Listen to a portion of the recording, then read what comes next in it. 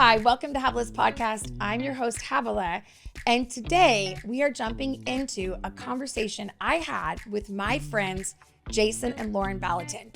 Now, we were doing another podcast, and we were talking about marriage, and all of a sudden, I felt this desire to ask them about parenting, about some of the things that I was dealing with as a mom in real time. And so we took a moment in that podcast to answer this question. I think you're going to really like it. And we figured, let's not put it in the marriage series. Let's throw it in the parenting series. So we're going to pop into this question. And yes, it's raw. It's real. I hope it helps you. And at the end, I'll pop back over and tell you what's next. So let's jump in to that episode. One other question I have, and that is, with Ben and I, and I'm going to be really brave and just share it because I feel like it might be really fun for our audience to hear. One of my marital issues that we could actually talk about. I know you just turned it up because you're interested now and you stopped the car. Yeah. But one of the things that Ben and I are dealing with right now is we have the 4 boys in our house, and we've got the 18, 17, 14, and 12. And the way that they talk to me is very different than the way they used to talk to me. And the way that Ben talks to me can be very blunt, and like him and I have a very good relationship, but we can be very clear. But what I'm noticing is that they're all talking to me like that. And so now it's like 5 men are telling me, don't do that, do that. And so it's very interesting. And so one of the things that we have kind of had a conflict in is, if he always says, don't talk to my wife like that, don't talk to her, it starts to feel as if I am not in a relationship with them. He's kind of managing them with me versus like, okay, I need to be able to stand up and say, don't do that. But I also don't want to be the mom that's like always mad or always saying, don't talk to me that way. Because I want them to be really healthy men and be able to find their voice. So how much of it is important for me to actually say, you stand up for me as a husband? Or is it more important for me as a wife to say, or a mom to say, I need to actually address this? That's what I think one of the conflicts we're having right now. Oh, that's a good one. I think I would do 2 things. I'd hit it on both fronts. I would too. Well, I think you having one-on-one time with your sons is wildly important. And to pour into them, but also to let them know what it means when they lift you up and also tear you down. And like share that with them? I think so. Yeah. That's good. I've never thought about that. Yeah, I think that's not just you need to be nice. Right. I think because I think that the felt connected moment of they don't look at you as human. They don't. No. They don't. A mom is not a human. No. They just mom is other. They look at you as a resource. Yeah. And they're trying to get something from the resource. Yeah. So to me, I think that especially if it's one of the boys that's having a harder time than the other, it would be that heart connection. Yeah. And where you have that moment with them where they feel like my job is actually to protect mom. Yes. My job is to care for her, to nurture her, to love her, to make her feel the same way that she's doing that for me. How would you say that to them though? Can I interject something? You can. Okay, But I have one more piece. you go. No, you go too. first. No. You go first. No, you go first. Go. So I think that it's a simple, like if it's your 18-year-old, I can't remember his name. Judah. And we're going on a trip by ourselves. I planned 4 solo trips with the boys on ministry trips this That's spring. That's cool. Because I'm like, I need to have a one-on-one so I can beat them up privately. So it's one-on-one, not 1-on-5. Yeah. So I think it's a conversation that is really soft and kind and says, when you're young, I expected you to not think about me and you to not care for me. And that's okay. As you're older, one of the signs of a boy becoming a man is that he contributes more than he takes away, right? So he produces more than he consumes. And one of the things that I love in Dad is how much he protects me and cares for me and nurtures me and pours into me. As we're getting older, this conversation that we had last week where you said, and I'd have an example, okay. It makes me feel like you're taking and not giving. I actually want to feel valued and cared for and known and seen by you. Not in a way that maybe Ben would, but in a way that makes me feel loved and cared for. Yeah. And that's what I want you to feel in this relationship. I think making it personal and making, again, yourself human to them as they get older, because I don't feel loved and cared for when you do that. Yeah. I want you to become a man and this isn't going to work for your wife, it can't work for me. So Okay. you just went a standard here. Now I think Ben on the other side, we had one of our kids at home, and I'll try to do this very quick, who no longer really wanted to participate super well in helping out, cleaning and doing chores. And He had That's other so things. weird. He had other things he'd Yeah, rather we have do. no one in our house that's like he that. was a week before graduating high It was school. a week Oh, before yeah. you graduated No, an high school. adult. Yes. Yeah. And I basically, in a really loving way, I said, hey, I love you. There's only one guy around here who can't contribute.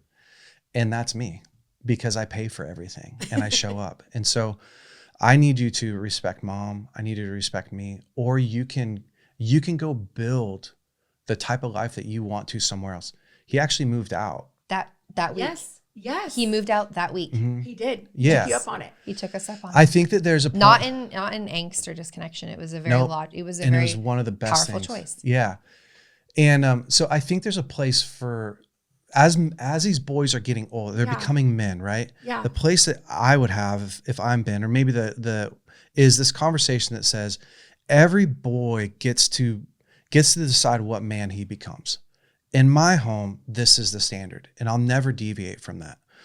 You get to decide when you step into that. So if it's 18 or 20, you can live in my house, but if you live in the house, then you are adhering to this standard, because I wouldn't let any man. You are now a man. Yeah. A 17-year-old is a man. Yes. I would never let any man come in my home and not hold this standard. Mm-hmm. So I'm not shaming him. I'm calling him higher. Yeah. So this is how we treat mom. This is how we treat one another. And you can have lapse in that, Yeah. but you're not going to, I'm expecting you to uphold this standard as well. And so it's a call into. So it's the one-on-one. So in my brain says, but I don't like, because we're taught as moms not to have your child own your emotional, like their child, right? Right. I was just about to say this. Yeah. So that's what I want to know is like, because what you're saying is, Havilah, it's time to actually give them a little bit of the burden of it. Responsibility. So what I was going to say was Responsibility. there is a transition, and you and I have talked about this because we have the same counselor. But she told me years ago when our oldest kids were in high school, Lauren, there comes a point in every boy's life where he absolutely despises the sound of his mother's voice. Yes. It's a developmental leap for them.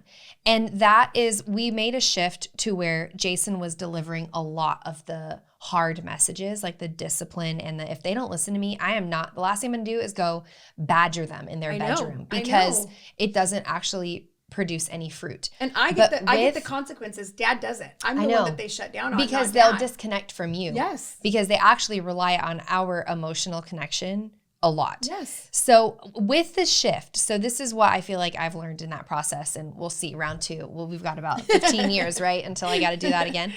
But I feel like what I've learned was, at the same time as there's a shift to, they don't want to hear our voices telling them how to be or what to do. What they need us to start doing is to teach them what it means that I am also a human. So, for example, I'm going to let Jay deliver a ton of the hard messages. I'm actually going to open up to them a little bit more. Yeah. You know, when our babies are little, we would be like, all of the mom tests, we would fail if every time our toddler screamed in our face, we also burst into tears, right? Like true. You can't. You have to keep a game face, and you have to not match their energy. I think when the boys get older, it's really important that we not shield them from how they impact us. I want them to know their strength. Like, I want them to know their strength. Like, in this home, and in this world, they carry a strength, and it impacts people around them. And I would be doing them a disservice if I didn't let them know how their strength impacted me as a woman. And so we make this shift, and I think it's subtle, and it's over time, and it's nuanced, and I do think it's not all at once, and I don't just burst into tears every time they say something rude.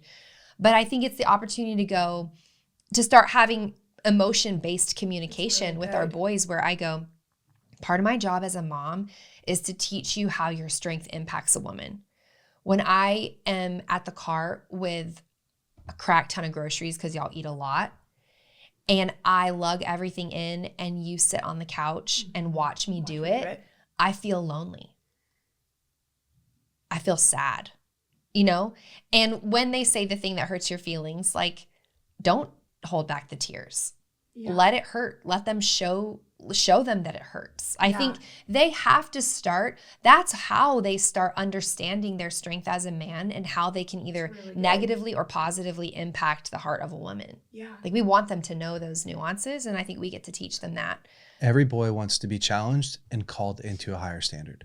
Every boy wants to. Yeah. And if the environment doesn't do that for them, they'll tear the environment down. And so to me, trying to feel powerful. Show me where to aim. Show me where to hit. Every boy was built to hit a target. It's why we like basketball and football, and they're all aiming targets. Yes. Yeah. And so we deep inside, we want the man to go, this is the target. Right.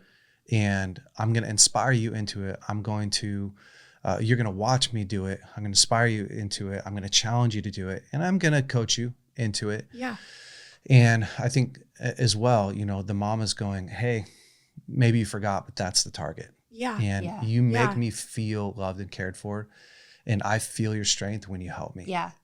The one other thing that I would say is I spent a lot of time thinking about this, because I'm like, our aim, right, is to raise humans that are amazing. Yes. So it's wild. Like, when I think about families who now boys are grown and out of the house, you can think about like your favorite teenagers to interact with, right? And the teenagers who are always the most fun to be around, they are not coddled.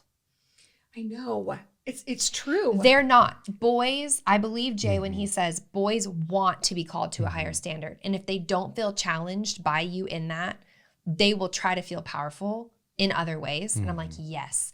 Like, there are some bad A moms out there who are holding a hard line. Yeah, they are. And those boys are great boys. Killing it, right? So I think it's a challenge to me. I remember when our boys were teenagers, it was a challenge to me to look around and go like, okay, what are the components to like raising a boy to be a man? And it's definitely not lowering the standard. It's so interesting. You're exactly right. And I don't know if this is an epiphany I'm having, but I can't operate like that as a wife.